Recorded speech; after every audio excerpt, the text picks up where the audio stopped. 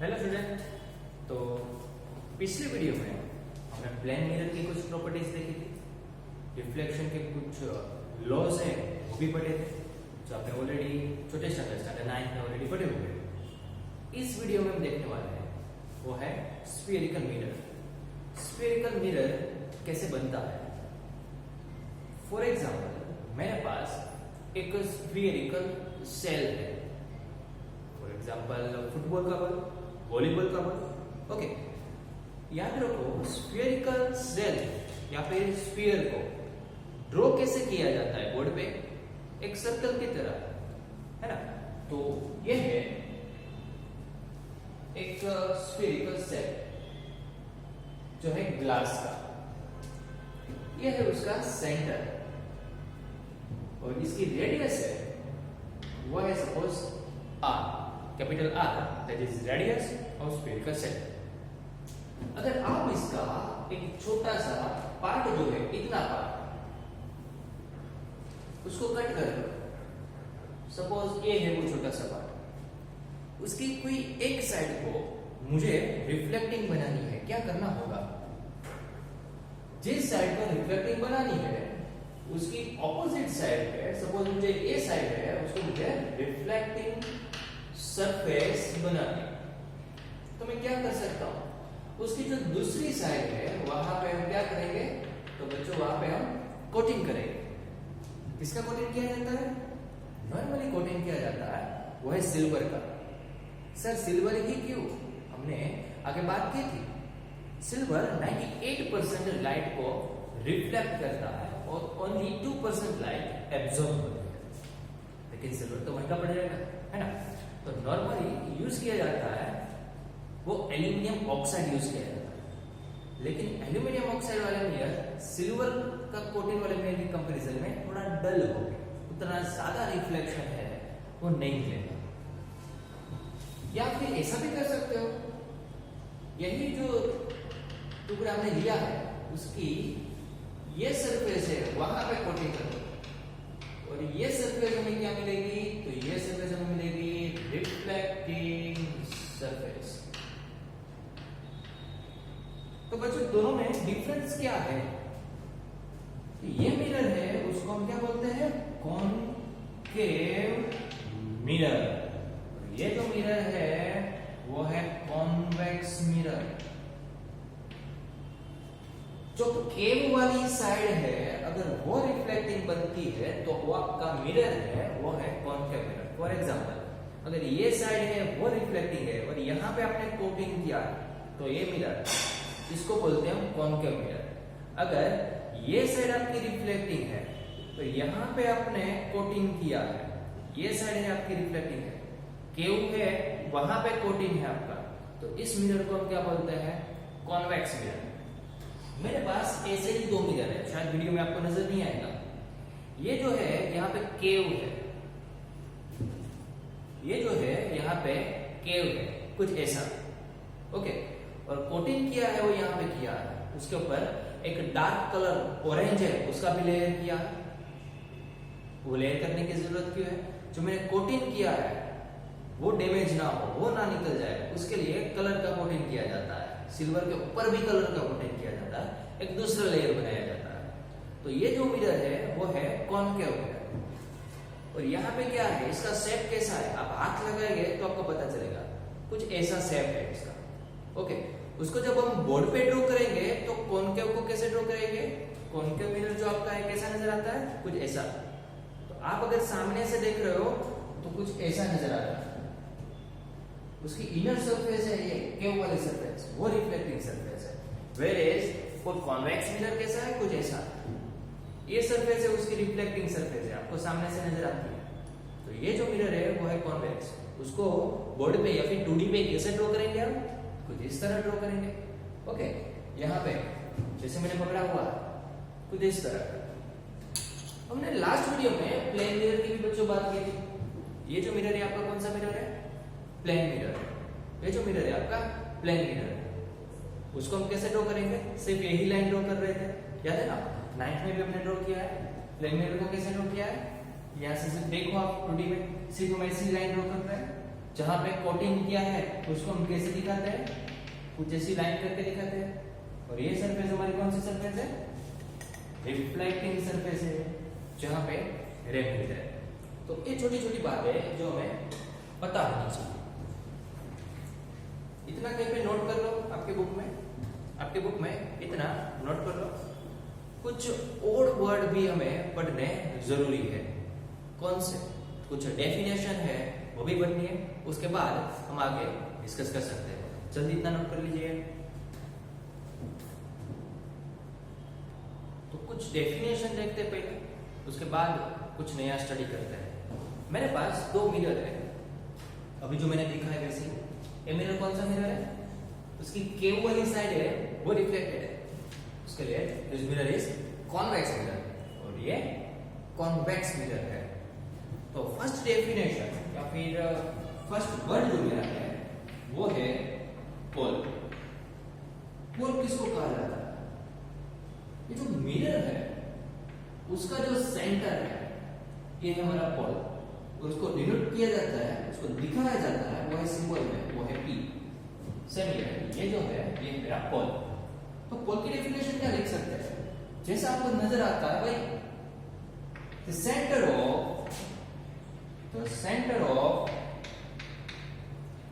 Reflecting curve surface is called पोल, और उसको denote किया जाता है, लिखा जाता है, वो है P। नेक्स्ट डेफिनेशन देखते हैं, वो है centre of curvature. Centre of curvature किसको कहा जाता है, ये मिरर हमने बनाया किसमें से है, ये मिरर हमने बनाया है एक स्फेरिकल शेल में से बनाया है।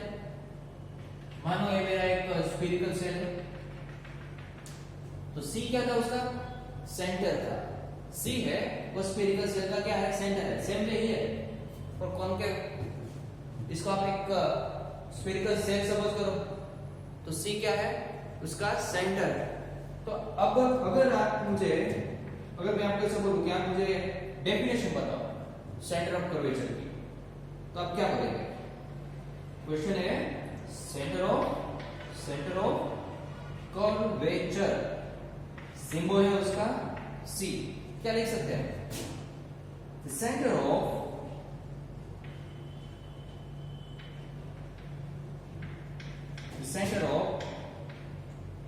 spherical shell from which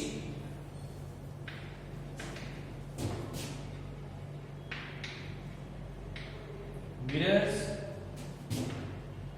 are made is called center of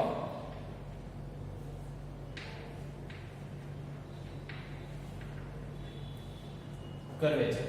okay, तो ये हमारा सेंटर ऑफ कर्वेचर। बच्चों नेक्स्ट डेफिनेशन हम देखते हैं, वो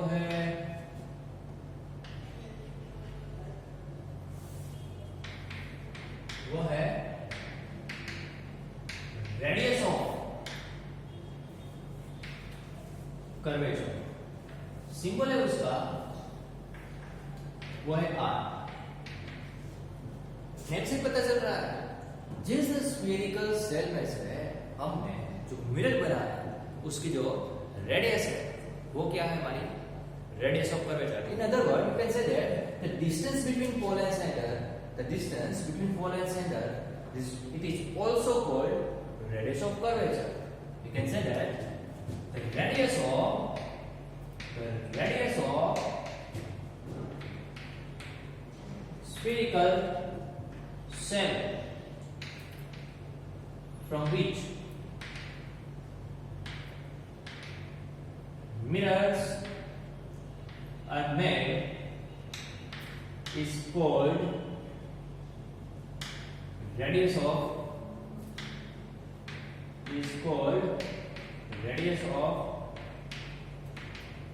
curvature. In other words, we can say that the distance between the distance between center of curvature and pole is also called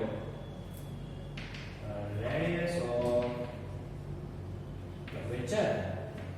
okay, एक important thing, पोल जो है वो मिरर की सरफेस पे होता है। देखो, जो पोल है वो कहां पे होता है? मिरर पे होता है। तो ऐसा हम लिख सकते हैं P means pole lies on reflecting curve surface, वो कर्व सरफेस का हिस्सा है। whereas सेंटर ऑफ कर्वेचर ना, सेंटर ऑफ कर्वेचर है वो रिफ्लेक्टिंग सरफेस पे नहीं है। हम ऐसा लिख सकते हैं C center of curvature means C center of curvature is not lie on reflecting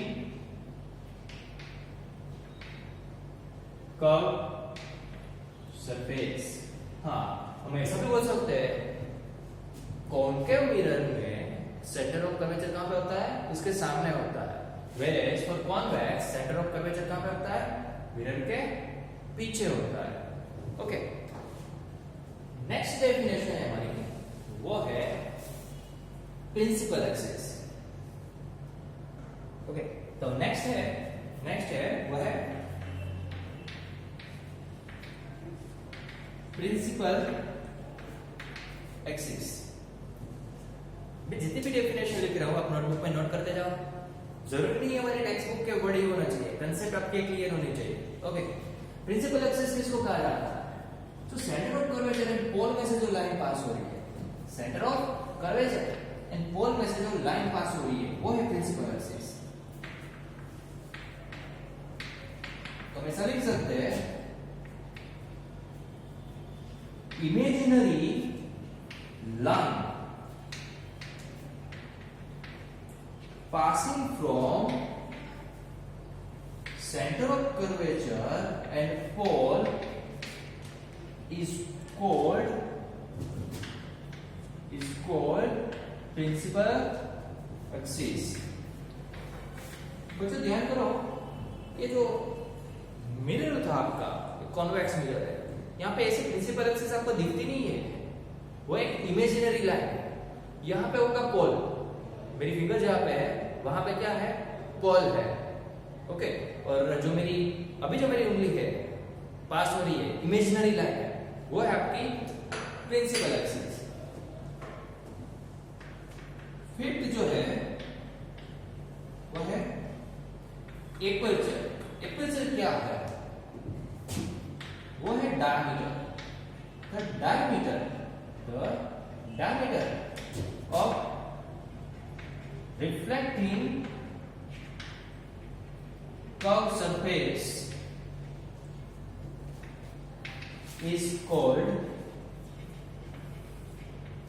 aperture। For example मेरे पास ये स्फेरिकल सेल था, इसका जो डायमीटर है वो है एपर्चर।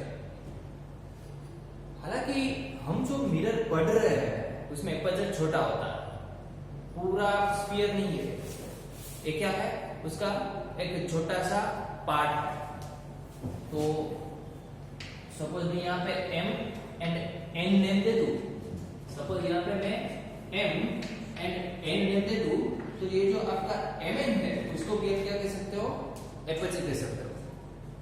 रिफ्लेक्टिंग सरफेस का डायमीटर मींस दो एंड पॉइंट है, वो जो डिस्टेंस है उसको हम एपर्चर कहते हैं। ऐसा मत समझ लेना है diameter means total spherical shell का जो डायमीटर है, वो स्फेरिकल सेल का जो डायमीटर है उसकी मैं बात नहीं कर रहा हूं। रिफ्लेक्टिंग सरफेस का डायमीटर मींस सबसे बड़ा डिस्टेंस कौन सा होता है? यहाँ पे भी डायमीटर होता है, लार्जर डिस्टेंस, वो है हमारा एपर्चर। नेक्स्ट डेफिनेशन जो हमें देखनी है वो है फोकस, ये क्या था? ये था प्रिंसिपल एक्सिस है। ये जो है वो प्रिंसिपल एक्सिस है। फोकस किसको कहा जाता है? हमने ऑलरेडी डेफिनेशन बढ़ी हुई है फोकस की। अगर एक ऐसा रे है वो प्रिंसिपल एक्सिस के साथ पैरेलल है, ये जो रे है उसको हम क्या कहते हैं? Incident ray. ये जो रे है वो है इंसिडेंस रे, या फिर कॉन्वेक्स में भी आप ले सकते हो, जरूरी नहीं है सिर्फ कॉन्केव में ही ले। ये जो रे है हमारा प्रिंसिपल एक्सिस के साथ पैरेलल है।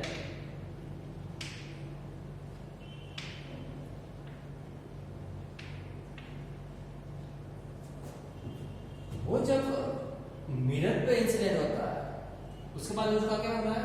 रिफ्लेक्ट होता है। रिफ्लेक्ट कैसे होता है? ये जो पॉइंट है मेरा इंसिडेंस पॉइंट है। बच्चों याद रखो, आपने मैथ्स में पढ़ा हुआ है सेंटर और ये पॉइंट, यहाँ पे आप टेंजेंट ड्रॉ करो। टेंजेंट का मीनिंग क्या है? जस्ट टच हो रही है वो लाइन, कट नहीं कर रही है, ऐसे नहीं ड्रॉ कर रही है, जस्ट टच हो रही है। उसके साथ अगर आप सेंटर को कनेक्ट करते हो तो ऑलवेज क्या होता है? 90 एंगल पे होता है। मेरा कहने का मीनिंग है सर्कल का कोई भी पॉइंट ले लो, उसके साथ सेंटर वाली जो लाइन होती है वो नॉर्मल होती है। तो मैं यहां पर भी वही बोल रहा हूं, ये जो लाइन है ये हमारा क्या हुआ? नॉर्मल हुआ, माना। ये जो लाइन है ये है हमारी नॉर्मल लाइन। सर नॉर्मल की क्या जरूरत है? हमें पता है इंसिडेंट रेज का नॉर्मल के साथ जो एंगल है वो एंगल कौन सा एंगल होता है? वो एंगल इंसिडेंट एंगल होता है। रिफ्लेक्शन के लॉ क्या पढ़े हैं हमने सेकंड वीडियो में? रिफ्लेक्शन के लॉ थे incident rays and reflecting rays, sorry incident angle and reflecting angle, दोनों क्या होते हैं? सेम होते हैं। दोनों होते हैं वो सेम होते हैं, सेम वे। अगर आप दोनों रेज को रिफ्लेक्टिंग रेज को ड्रॉ करो तो एक पॉइंट में से पास होगी। यहां पर भी कुछ ऐसा ही होने वाला है, यहां पर भी कुछ ऐसा ही होने वाला है।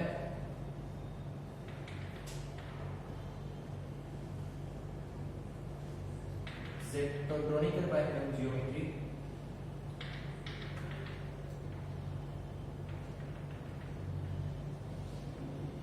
जो है वो है रिफ्लेक्टिंग, ये भी है वो है reflecting, reflected.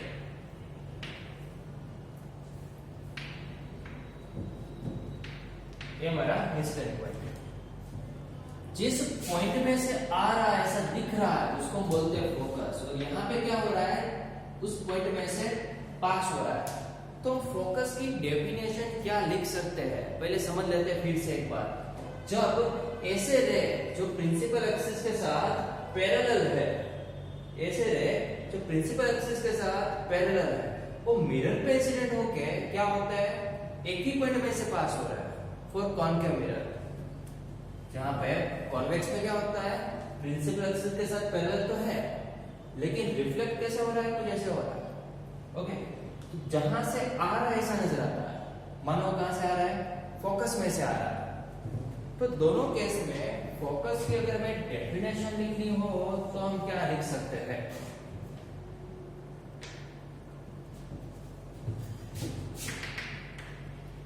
When parallel rays are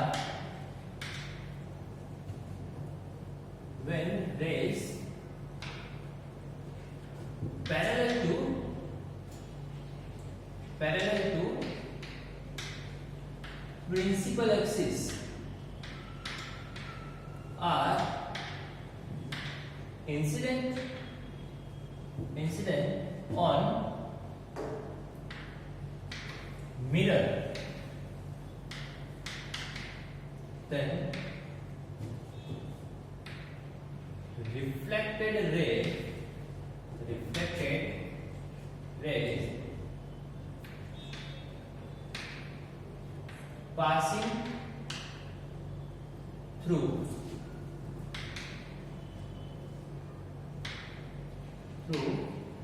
one point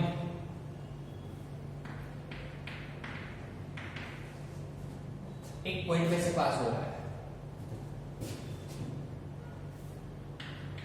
किसके लिए? फॉर कॉन्केव मिरर, और कॉन्केव मिरर में पास हो रहा है, यहां पे क्या हो रहा है? और appears to come from one point for convex mirror. Convex mirror पे पास ही हो रहे, देखो यहां से तो रिफ्लेक्ट हो रहा है, लेकिन ऐसा लग रहा है मानो वो इस पॉइंट में से आ रहा है। इसके तो हमने लिखा when rays parallel to principal axis are incident on mirror, then reflected rays passing through one point for concave mirror or appears to come from one point for convex mirror is called principal focus या फिर focus, और उसका symbol है बच्चों वो है capital F, वो है कैपिटल एफ। नेक्स्ट हमारी जो डेफिनेशन है वो है फोकल लेंथ, सिंबल है वो है स्मॉल एफ। किसको बोलते हैं focal length? Distance between pole and focus, distance between pole and principal focus is called focal length। Diagram हम दिखा देते हैं। ये डायग्राम रे है, निकाल देते हैं, एक ही रे रखते हैं। ओके, तो ये है मेरा फोकस, ये है हमारी प्रिंसिपल एक्सिस, ये जो डिस्टेंस है ये क्या हुआ? Focal length. ये जो डिस्टेंस है वो क्या हुआ? Radius of curvature. Last thing जो आपको याद रखनी है वो है relation between R and F. Means radius of curvature and focal length में क्या रिलेशन है? तो रेडियस ऑफ कर्वेचर वो फोकल लेंथ से कितना होता है बच्चों? डबल होता है। उसका मीनिंग है अगर ये 10 सेंटीमीटर है तो ये डिस्टेंस कितना होगा? 20 सेंटीमीटर। ये 10 सेंटीमीटर है, रेडियस ऑफ कर्वेचर 20 सेंटीमीटर होगा। ये रिलेशन 10th में है, इसके लिए आप एक्सेप्ट करो। अब जब 12th में आएंगे तब इसको हम प्रूव करेंगे। तो अब नेक्स्ट वीडियो में हम देखेंगे इमेज कैसे फॉर्म होती है। इमेज कैसे फॉर्म होती है, तो इमेज कैसे फॉर्म होती है उसके पहले हमें वो पता होना चाहिए पोल क्या है, फोकस क्या है, रेस कहां से आते हैं, वो सब बातें पता होनी चाहिए। इसके लिए अभी जितनी भी डेफिनेशन हमने लिखी है एक बार समझो, फिर से आप अपने ओन वर्ड्स में भी लिख सकते हैं। जब मैं एक पैरेक्सियल वर्ड यूज करूं उसका मीनिंग क्या है? पैरेक्सियल का मीनिंग है एक्सिस के साथ पैरेलल जो रे है उसको बोलते हैं पैरेक्सियल रेस, और ये जो रे का बिंब होता है, बंडल जो होता है उसको बोलते हैं रे बिंब। ओके, तो ये वीडियो में सिर्फ यहां तक रखते हैं। सब्सक्राइब करिए ई साइंस प्लस चैनल, सभी वीडियो को नोटिफिकेशन से देख सकते हैं आप। Thank you.